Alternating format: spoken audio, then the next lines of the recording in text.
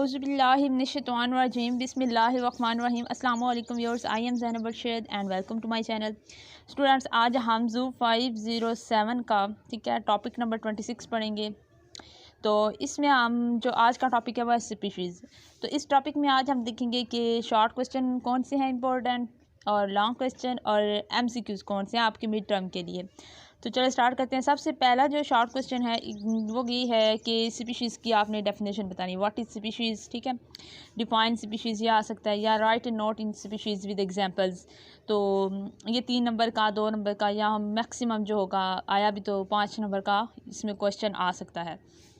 Short question जो है definition जो है इसमें आएगी, a group of sexually reproducing organism that can mate and reproduce fertile offspring. ठीक है, जो सेक्सुअली रिप्रोड्यूसिंग ऑर्गेनिज्म है जिनके अंदर सेक्सुअली रिप्रोड्यूस करने की सलाहियत मौजूद है, वो आपस में मेटिंग कर सकें और प्रोड्यूस कर सकें। ठीक है, अपने ऑफस्प्रिंग को यानी अपनी नेक्स्ट जनरेशन को, अपने चाइल्ड को प्रोड्यूस करने की सलाहियत कोई वो स्पीशीज़ के अंदर मौजूद होती है। This is the biological concept of species. अभी तक जो ट्रू डेफिनेशन है स्पीशीज़ की वो मर्ज है, एग्जैक्ट नहीं है, लेकिन जो बायोलॉजिकल कंसेप्ट है स्पीशीज़ का वो यही है कि ये ऐसे ग्रुप है इंडिविजुअल्स का जो आपस में एक्चुअली मेट कर सकते हैं और प्रोड्यूस कर सकते हैं फर्टाइल ऑफस्प्रिंग। एवरी ऑर्गेनिज्म जो होता है is a member of a particular species with specific traits. जो भी ऑर्गेनिज्म दुनिया में जितने भी ऑर्गेनिज्म है वो किसी ना किसी स्पीशीज़ का क्या है, मेंबर है।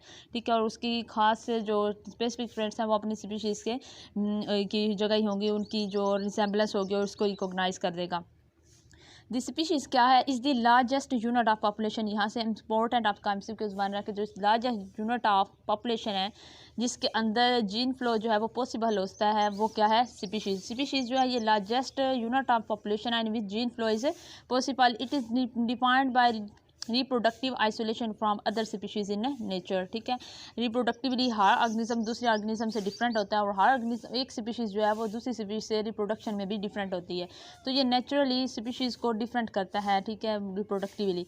इन 4 बेसिक जो कंसेप्ट हैं स्पीशीज़ के हवाले से वो आज हम देखते हैं। वो एक पहला है बायोलॉजिकल स्पीशीज़ कंसेप्ट। ठीक है, बायोलॉजिकली हम स्पीशीज़ को स्टडी करेंगे। देन है इकोलॉजिकली स्पीशीज़ कंसेप्ट जिसमें हम इकोलॉजिकल इन्वायरमेंटल जो फैक्टर्स है वो स्टडी करेंगे।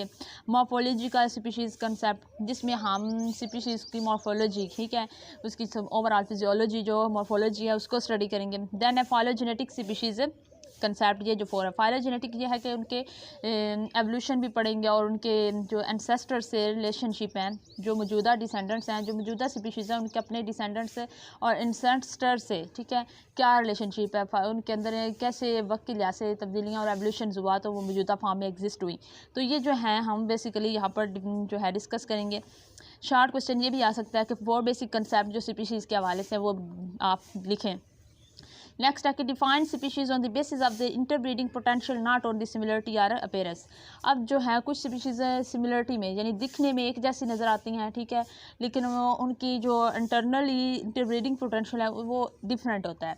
बट यहाँ पर वो कह रहे हैं कि हमने सिमिलरिटी और अपीयरेंस की बेस पे उनको स्पीशीज़ को डिफाइन नहीं करना, हमने उनको इंटरब्रीडिंग का पोटेंशियल के मुताबिक उनको स्पीशीज़ को बयान करना। For example western meadowlarks, ठीक है, एंड ईस्टर्न मिड वॉल्कर्स, ठीक है, look almost identical to one another. ये 2 स्पीशीज़ हैं, ठीक है, वेस्टर्न के में एक रहती है, एक ईस्टर्न में रहती है। ये दोनों स्पीशीज़ जो होती हैं ये दिखने में क्या है, सेम लगती है, but yet do not interbreed which each other. ठीक है, लेकिन ये एक दूसरे से इंटरब्रीड नहीं कर सकती। क्यों? They are separate species according to definition.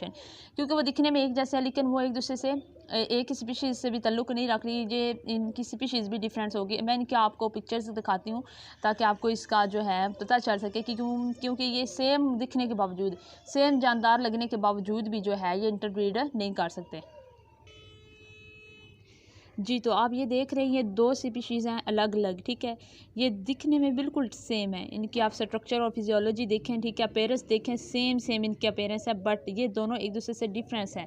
ये दोनों आपस में एक दूसरे से इंटरब्रीड जो है वो करके नेक्स्ट जनरेशन पैदा नहीं कर सकती। इनका जो आपस में डिफरेंस है वो बेसिकली इस इनकी जो आगे वाली ये चूंच है इसमें होता है कि ये जो है एक की लेफ़्ट राइट में होती है, ठीक है, मुड़ी हुई, एक की राइट तरफ जो होती है वो मुड़ी हुई होती है। तो जिसकी वजह से ये हम एक दूसरे से डिफरेंस है। बेशक जो है ये दिखने में क्या होती हैं, बिल्कुल इनमें सिमिलरिटी है, बिल्कुल सेम कलर है, बिल्कुल सेम जो है इनकी स्ट्रक्चर बनी हुई है। तो बेसिकली ये इनमें डिफरेंस है, ये उन्होंने इस स्पीशीज़ का जो है जी, तो ये डिफरेंस था इसके अंदर वेस्टर्न मिडो वॉल्कर्स और ईस्टर्न मिडो वॉल्कर्स के अंदर, ठीक है। तो इनको उन्होंने क्या कर दिया, सेपरेट स्पीशीज़ में रख दिया अकॉर्डिंग टू दिस डेफिनेशन, ठीक है। The western meadowlark left है and the eastern meadowlark right appears to be identical and their ranges overlap but their distinct songs prevent interbreeding. But जो उनके songs होते हैं ना inter breeding के लिए बुलाने के लिए, ठीक है, उनका एक सोशल बिहेवियर होता है जिससे वो सॉन्ग करती हैं, सिंग, ठीक है, सिंग करती हैं, गाना गाती हैं, जिससे उनके पार्टनर को पता चलता है कि अब हमने मेट करना है, तो हम सॉन्ग से उनको ये सोशल उनका बिहेवियर है। बट दोनों का जो एक सॉन्ग है ना वो दोनों जो है डिस्टिंक्ट सॉन्ग होता है, दोनों का सॉन्ग में डिफरेंस है जिसकी वजह से वो एक दूसरे से मेट नहीं कर सकती, इनका सोशली ये बिहेवियर है। नेक्स्ट है कि मॉर्फोलॉजिकल स्पीशीज कंसेप्ट कौन सा है, इसकी डेफिनेशन लिखे तो आपने बताना है कि इसमें ये भी होता है कि जो मॉर्फोलॉजिकल होता है ना ये दो स्पीशीज़ को उनकी मॉर्फोलॉजी पे यानी उनकी जो स्ट्रक्चर होती है वो सेम होती है, उनकी मॉर्फोलॉजी की बेस के ऊपर डिफाइन करता है। मिसाल के तौर पर आप देख सकते हैं कि फाइलोजेनेटिक स्पीशीज़ कंसेप्ट में भी नेक्स्ट आप देखेंगे, लेकिन ये वाला जो स्पीशीज़ है इसमें ये बताना है कि मॉर्फोलॉजिकली जो स्पीशीज़ सेम होगी तो वो हम उसमें उसको डिस्कस करेंगे। नेक्स्ट है phylogenetic species concept defined species as the smallest group of individuals on phylogenetic tree. Phylogenetic एक ट्री बनाया जाता है जिसमें सबसे पहले नीचे एंसेस्टर्स को रखा जाता है, ठीक है, एंसेस्टर से फिर जो न्यू स्पीशीज़ और जनरेशन आती जाती है उनको टॉप पे रखा जाता है, एक ट्री बनाया जाता है, यानी कि मौजूदा डिसेंडेंट्स हैं और उनसे के उनके इंसेस्टर ये हैं, उनकी इस तरह इनकी आपस में खूबियाँ मिलती हैं। हाँ, जहाँ पर आप देखें कि तीन तरह के यहाँ पे एलिफेंट्स दिखाए गए हैं जिनकी स्ट्रक्चर्स बिल्कुल सेम है। एक अफ्रीकन एलिफेंट है, ठीक है, एक अफ्रीकन फॉरेस्ट एलिफेंट है, एक एशियन एलिफेंट है, जिनकी तीनों की इकसाम जो है वो एक दूसरे से वो डिफरेंट है। दोनों तीनों की जो स्ट्रक्चर्स हैं ना वो दिखने में वैसे सेम है।